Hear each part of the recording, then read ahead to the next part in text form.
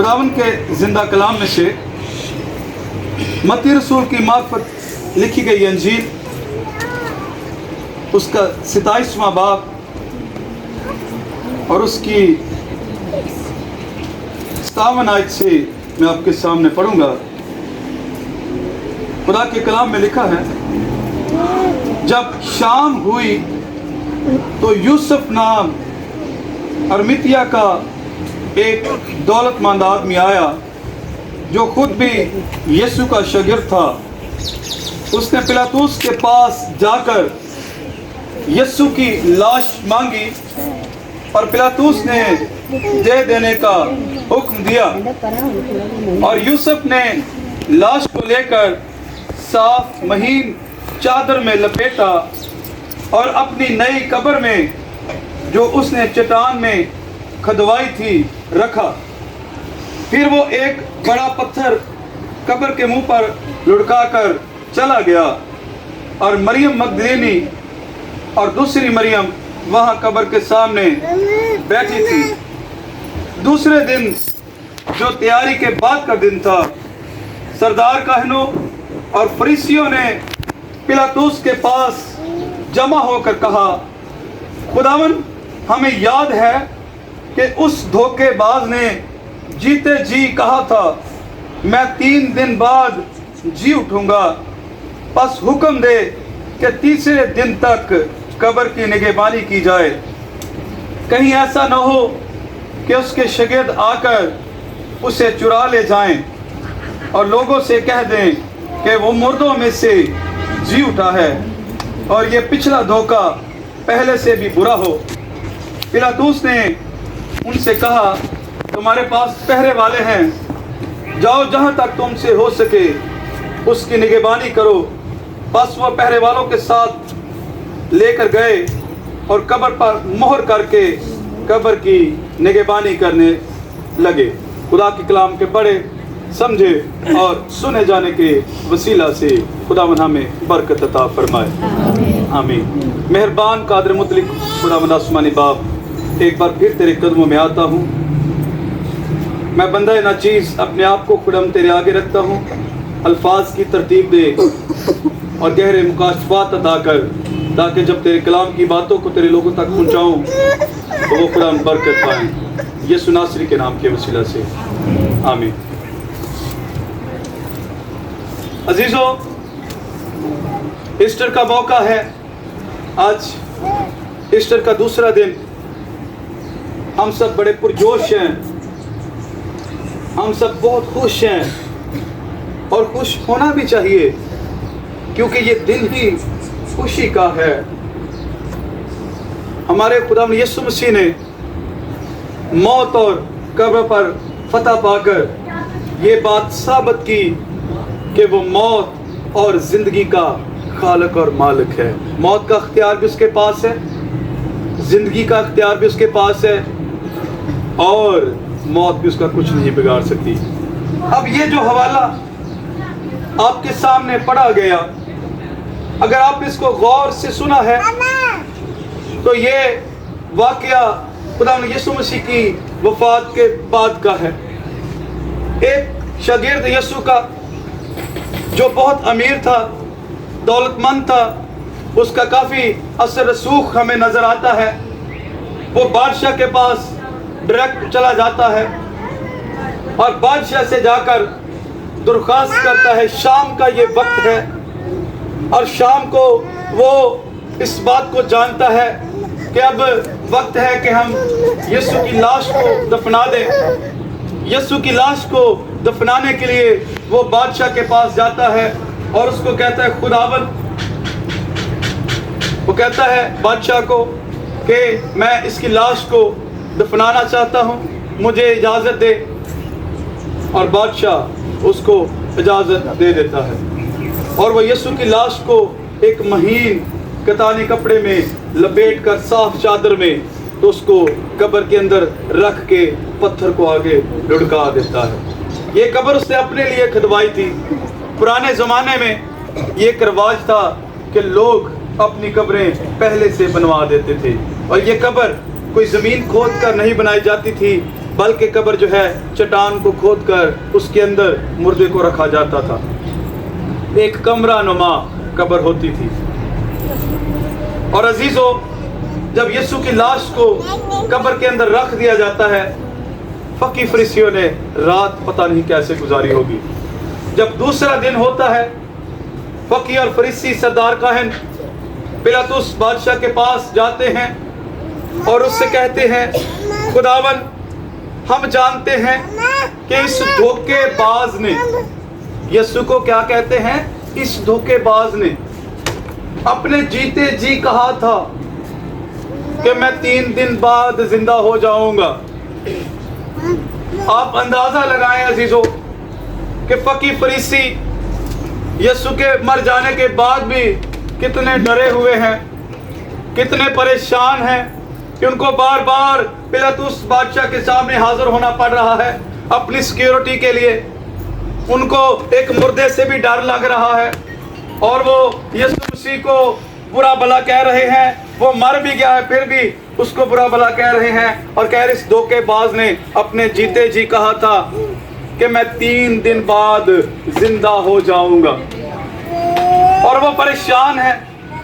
पिलातुस बादशाह कहता, फिक्र ना करो, पहरे वाले तुम्हारे पास मौजूद हैं, जहां तक तुमसे हो सकता है कब्र की निगहबानी करो, तुम पहरे वालों को ले जाओ।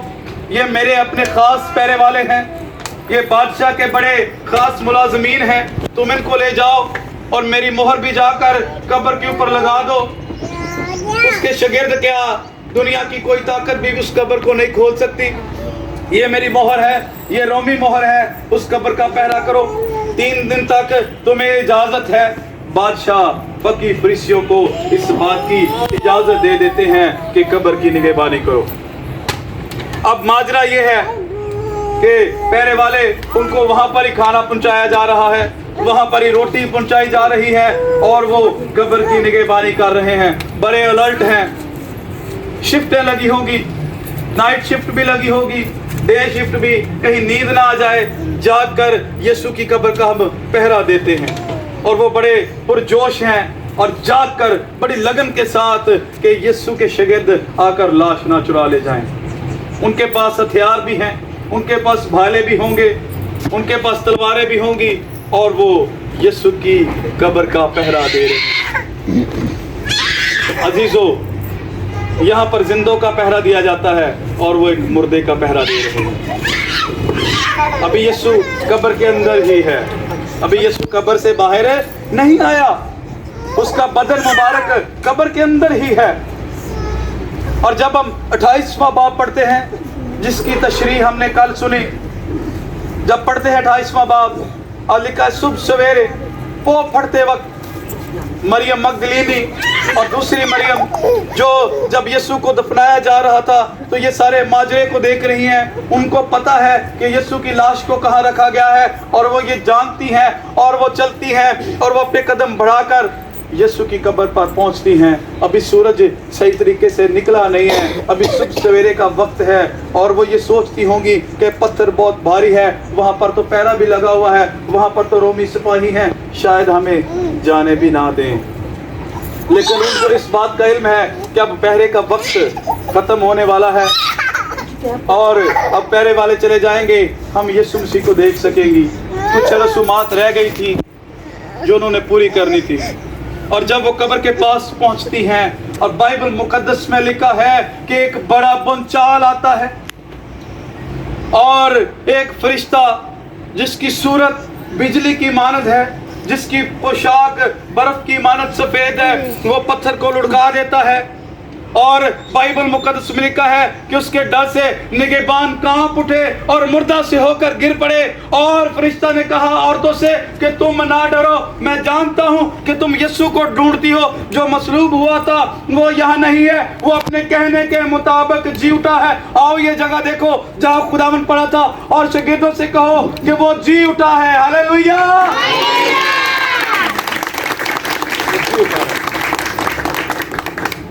पहरे वाले भी कुछ ना कर सके, बादशाह की मोहर भी यीशु ने तोड़ दी। हालेलुया। कितना अजीम और आलिशान रुतबा है आपके और मेरे मसीहा का। पहले बादशाह के सामने खामोश है, जब अपने जाहो जलाल में आया, जब अपनी कुदरत में आया, तो पहरे वाले भी उसके आगे बेहोश हो गए। खुद उसने अपने आप को ताबे कर दिया। पतरस को गुस्सा आ रहा है जब उसको पकड़वाया जा रहा है, वो तलवार पकड़ता है, पहरे एक नौकर का कान उड़ा देता है। यीशु ने कहा अपनी तलवार म्यान में कर दे, अगर मैं बाप से दरख्वास्त करूं तो वो 12 तुमन फरिश्तों को मेरे लिए भेज सकता है। 12 तुमन से मुराद 1 करोड़ और 20 लाख फरिश्ते। अजीजों, यहाँ पर जब वो मुर्दा से होकर गिर गए हैं, वो औरतें बड़ी खुशी के साथ, उनको खौफ भी आ रहा है। पहली बार उन्होंने फरिश्ते का दीदार किया है, फरिश्तों को पहली बार देखा है, इस कदर खूबसूरत और जाहो जलाल वाला फरिश्ता। और वो खौफ और बड़ी खुशी के साथ अभी दौड़ी वापस आ रही हैं। यीशु उनसे मिलता है और उनको कहता सलाम। वो उसके कदम पकड़ती हैं, उसको सिजदा करती हैं। यीशु कहता है डरो नहीं। क्या कहता है यीशु? डरो नहीं। आज वो हम सबसे कहता है डरो नहीं। हम डर जाते हैं, इंसान हैं हम। जिस तरह वो खवातीन जो यीशु की कब्र पर गई, वो भी डर गई, हम भी डर जाते हैं। हम इस बात को शायद भूल जाते हैं कि जिसके मानने वाले हम हैं वो आज जिंदा है, वो हमारे दरमियान मौजूद है। हम इस बात को भूल जाते हैं कि जिसके पैरोकार हम हैं वो आज हमारे दरमियान है। वो हमें देखता है, वो सुनता भी है, वो बोलता भी है, और वो जवाब देने की कुदरत भी रखता है, और वो छूता भी है, और शिफा भी देता है, और बरकत भी देता है, और जिंदगी भी देता है। हालेलुया। अजीजों, हम ये भूल जाते हैं वो जिंदा खुदा है। और जब यीशु उनसे मिलता है, यीशु कहता डरो नहीं, जाओ मेरे भाइयों से कहो कि गलील को चले जाएं, मैं वहां उनसे मिलूंगा। अजीजों, यहाँ पर एक खास गौर तलब बात, यीशु के जी उठने के बाद यीशु का बदन जलाली बदन बन चुका था। जलाली बदन की ये खूबी है कि वो गायब भी हो सकता है, वो दीवार से आर पार भी जा सकता है, वो लम्हों में अमेरिका भी जा सकता है, वो मिनटों में चांद पर भी जा सकता है। ये जलाली बदन की खूबी है। लेकिन ये बदन होता है, इस बदन को छुआ भी जा सकता है, जलाली बदन को छुआ भी जा सकता है। तोमा रसूल ने छूकर यीशु मसीह का यकीन किया कि यीशु वाकई जिंदा हुआ।